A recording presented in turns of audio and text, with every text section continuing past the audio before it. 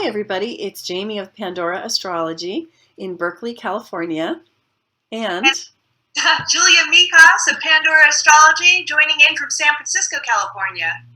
today we're here to talk about Mercury Retrograde in Scorpio happening in November of 2019. Now, we put out a brief video about this last month talking about Mercury's shadow period, but now Mercury Retrograde is happening. It is full on, and in Scorpio it has particular meanings that I want to tell you about.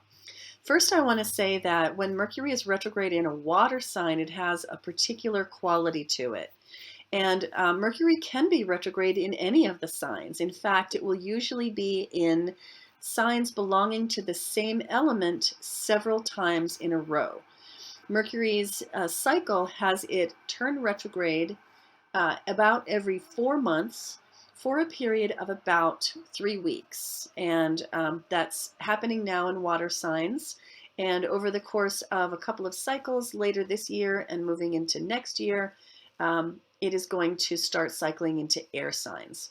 But when Mercury is retrograde in water, it just emotionalizes everything to do with Mercury retrograde. And you probably already know what are the usual Mercury retrograde things that happen. Office machinery breaks down, messages get lost, miscommunications happen. You have to go back and fix communications that had happened before. If you sign contracts under Mercury retrograde, they're likely to go awry somehow and need to be redone. It's a great time for cleaning closets, both literally and metaphorically, but not necessarily the best time for really swift, easeful forward motion. So in water, just imagine that all of that is rendered more emotional, and in Scorpio particularly. So Julia, I wanted to ask you what you think Mercury retrograde in Scorpio is going to feel like, and what should people look for, and how should they respond? Ooh, good question. Well, when I think of the symbol of Scorpio, the general themes that fall under its umbrella are one of shared resources. So that would include any type of money that you have combined with somebody else. So let's say an inheritance, it's like money coming down the family. Or if you have shared debt with a partner, anything that has to deal with shared resources. The other thing I think of with Scorpio, since its modern ruler is Pluto, is that it has a lot to deal with intimacy of all kinds. So those very well could be themes that you should prepare yourself for that might crop up in your communications with other people. Also, what makes me think of, you were asking how to prepare for it. When I think about Scorpio too, the little symbol of the scorpion with its little stinger, Mercury in Scorpio can be really good at getting to the heart of a matter and being very strategic, but it doesn't have the best reputation for always using constructive criticism.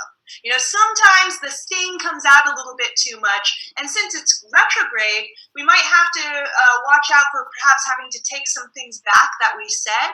So if you kind of walk into it a bit more prepared and thinking through what you're about to say before you say it, that can help out a lot. Yeah, I think there's something there about approaching with a warmth, an openness, a vulnerability, looking Yes. for the honest truth underneath it all. Yes. And if that turns out to be a truth that's hard to hear or hard to say, just figuring out how to do it as gently and graciously as possible. Oh yeah, vulnerability is such a key. That is such a key Scorpio higher manifestation, definitely. Yeah, exactly. So, I want to show you the diagram of this month's Mercury retrograde period. You can see that on October 31st, Mercury turned retrograde. It was in 27 degrees of Scorpio at the time. So, and then from that point, but there's this part of the line that's red here before that is Mercury's shadow period, when Mercury starts to slow down. And you're already starting to feel it at that point, and that was in the last week of October. And then as Mercury is moving retrograde, the Sun is moving forward, and they meet in the middle for a conjunction that I call Lesser Epiphany Day. Now, I call it Epiphany Day because it's a great time for ahas. And if troubles have been coming up and there have been those miscommunications, this can be a time when insights land on your head effortlessly that help you to solve the puzzle that's in front of you during this Mercury retrograde period. So that can be a great time for clarity, and letting you know how to act and what to do for the rest of the Mercury retrograde period. I call it Lesser Epiphany Day because Mercury conjuncts the sun two different ways. One is when Mercury is moving backwards and the sun is moving forward and they meet in the middle. The other is when Mercury is finished moving backwards and it turns direct and chases the sun and catches up with it. And that's Greater Epiphany Day. And that's much less fraught in terms of its benefits. Okay, so the day that Mercury turns direct is the day it finishes being retrograde, and that's going to be on November 20th. And the Lesser Epiphany Day is on the 11th. So you'll see that these dates are right here on the page. And if you want to find this page for yourself, you'll see that it's in the YouTube description below. We're going to say a lot more about this as pertains to your sign, particularly your rising sign, in the horoscopes that we are putting out for November. So, as I always say about horoscopes, look up the horoscope for your rising sign and watch that one first. Then watch the one for your sun sign. The horoscope for your rising sign, if you know what that is, is going to tell you a lot more about how this Mercury retrograde period will affect you personally. So check that out. Gosh, Julia, is there anything else that we should say about this? Let me think.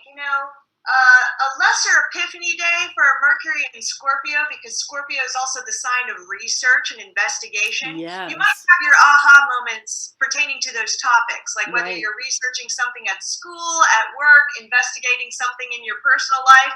It might be like things coming together once that conjunction happens.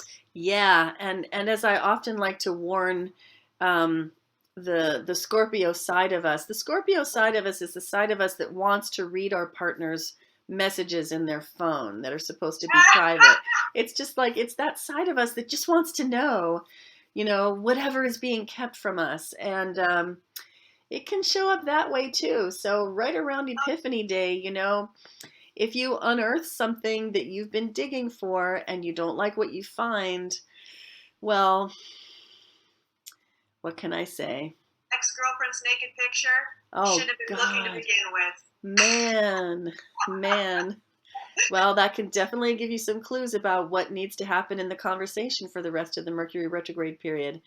And as long as it's turned towards the, what shall we say, like the greater ethic of creating deeper intimacy between you and your partner, and just take the sting out of it, then even something really bad like that can be turned in a good direction. Definitely. And that's what I recommend. All right, well, I think that's all we have for you. I hope you enjoyed it. Check out the other November news videos on our YouTube channel, Pandora Astrology on YouTube, in the November news playlist. And we'll see you around the cosmos. Bye. Bye-bye.